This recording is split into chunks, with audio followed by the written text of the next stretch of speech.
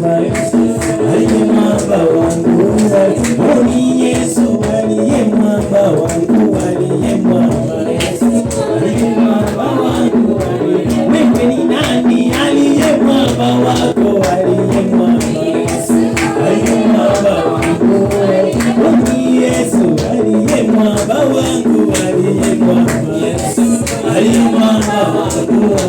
Maisha yangu ni Yesu mwamba wangu, aliye mwamba, aliye mwamba wangu. Mama yangu ni Yesu mwamba wangu, aliye mwamba, aliye mwamba wangu. Ni Yesu aliye mwamba wangu, aliye mwamba, aliye mwamba wangu. Mama ni nani aliye mwamba wangu, semeni aliye mwamba wangu. Ni Yesu aliye mwamba wangu, aliye mwamba, aliye mwamba wangu.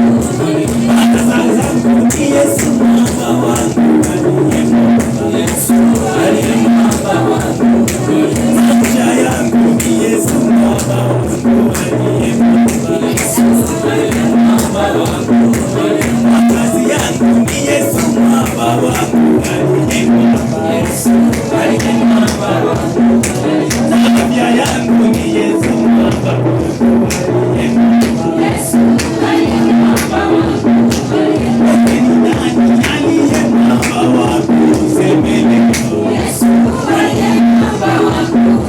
Simba wa Yuda aliye mwamba wangu, aliye mwamba, aliye mwamba wangu.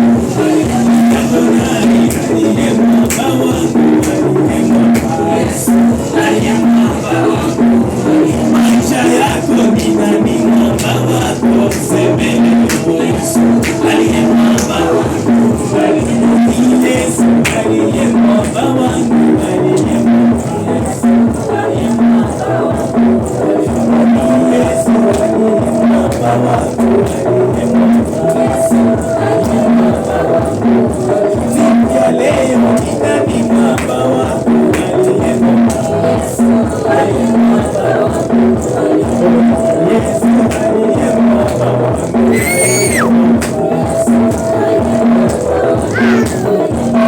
Yesu aliye mwamba wangu, aliye mwamba, aliye mwamba wangu. Yesu aliye mwamba wangu, ameniponya, aliye mwamba wangu. Yesu aliye mwamba wangu, amenibariki, aliye mwamba wangu. Yesu aliye mwamba wangu, amenikomboa, aliye mwamba wangu.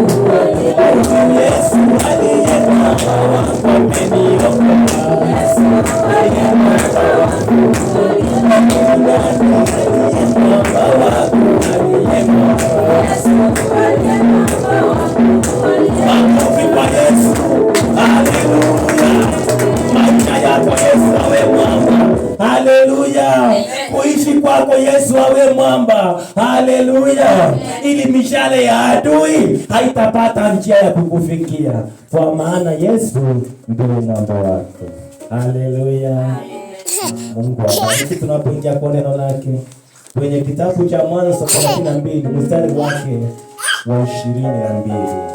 Bwana asifiwe sana. Tunaenda kusoma habari ya mtu mmoja, mtumishi wa Mungu, jina lake Yakobo. Bwana asifiwe. Tunaenda kujifundisha kuhusu safari yake Yakobo. Haleluya.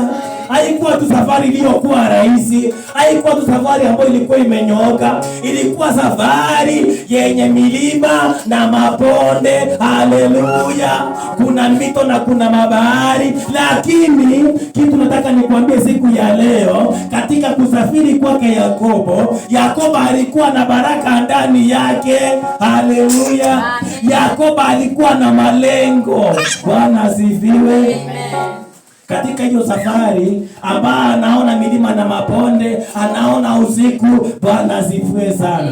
Anaona kuna mateso, kuna mambo inachosha, lakini ndani ya moyo wake alikuwa na lengo na ako na agano na huyu Mungu wetu wa Israeli. Bwana asifiwe sana. Ako na siri katika huyu Mungu wa mbinguni. Anaposafiri katika shida, lakini ako na malengo, ako na baraka kwa maisha yake, ako na kitu ambaye anataka kufanikisha. Bwana asifiwe sana. Amen. Katika safari ya maisha ya Mkristo tunahitajika, wapendwa, kuwa na kitu inaitwa malengo. Haleluya. Wacha nikwambie kitu siku ya leo.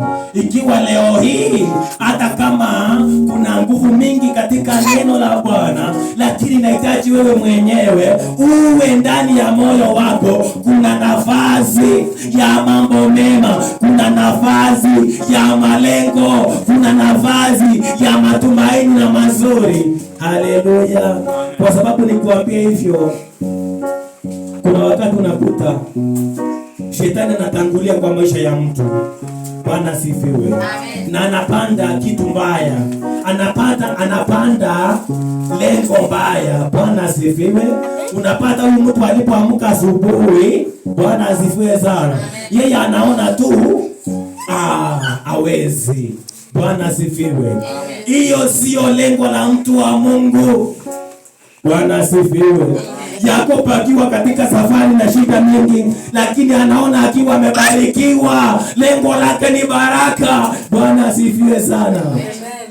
Mapenzi ya Mungu, hata kama unapitia mambo ambayo yanakuvunja moyo, lakini ndani ya moyo wako kuwa na kitu ambayo inaitwa baraka. Lenga kubarikiwa. Amini kwamba wewe ni mbarikiwa, na ni kwa jina kula Yesu wa Nazareti, maana unaye Mungu, maana unaye agano na Mungu. Bwana asifiwe sana. Ndio sababu tunachofundisha safari ya mtumishi wa Mungu, jina lake Yakobo. Biblia inasema nini? 22 Mwanzo 32 tunasema, akaondoka usiku ule, akawatoa wakweze wawili na vijakazi wake wawili na wanawe 11, akavuka kivuko cha Yaboki. Bwana asifiwe. Huyo ni Yakobo. Sasa ni kusema alienda akafika mahali kunahitajika kufanya nini? Kuvuka. Hayuko peke yake, ako na watoto, ako na wake wapeze. Bwana asifiwe. Ako na mifugo, ako na katika hiyo safari tunaambiwa kwamba akavuka kivuko cha Yaboki. Kuna kivuko kilikuwa kinaitwa Yaboki, mahali pale huo mto